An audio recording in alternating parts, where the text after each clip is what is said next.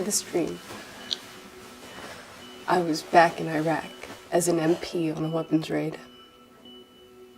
Sounds of Freedom. So pretty much for the storytelling of the first film that we saw, it was actually really good. It's like all the emotions was felt and pretty much it was like you were into the moment as she was talking, especially with the music and everything like that. The only thing that I was like a little bit like not into was like when she was talking, the other thing that was like going on with like the blah blah blah from the kid was over putting on the volume too much compared to what she was saying. So I couldn't understand what she was saying like while she was narrating.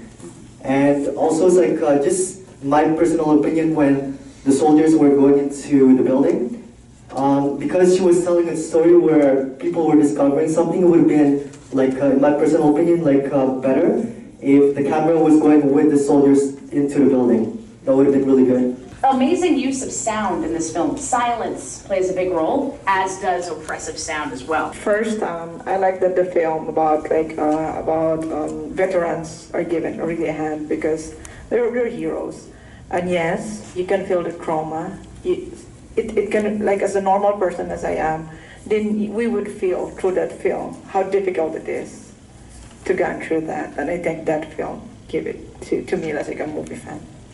Gives a really visceral example of the human cost. Yeah, of war. It makes you travel where the actors or the situation are.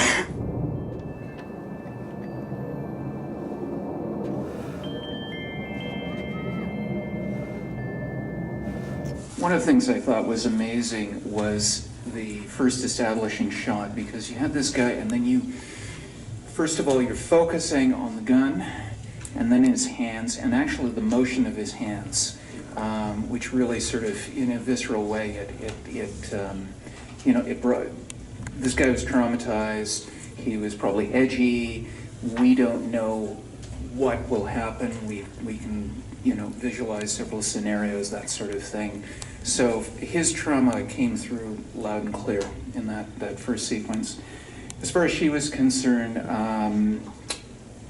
just the way she was lying in bed, the way she was tossing and turning, and the use of sound to indicate mental confusion. I mean, I was trying to pick out dialogue, but I thought there's a reason for this. It's indicating confusion, and trauma can produce intense confusion. So, yeah, it was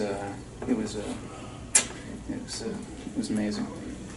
They do a really nice job of using the medium of film to create the sensation of what's going on in a brain that's full of static and fear. I had something to say about the man as well. I thought he did a wonderful job in his performance. He didn't say anything, but he was able to convey a lot of information just by how his eyes, how little movements, and but I wanted to know more about him. And then there's that shot of the woman in the lake with the bullet wound. I thought it was a little confusing. I just wanted to know a bit more, and then suddenly we switched to a different story, and it felt like two different films. Maybe it was a little bit jarring. It was almost like completely different styles of films. I took that as one person I assumed he had maybe shot a civilian by accident. And he's tortured by the notion that he shot someone by accident. And she, the girl, witnessed someone die. Both are equally traumatizing. Yes? Yeah, it's kind of gets to you in the sense that you wish that you didn't see it because there's so much reaction to what has happened to them.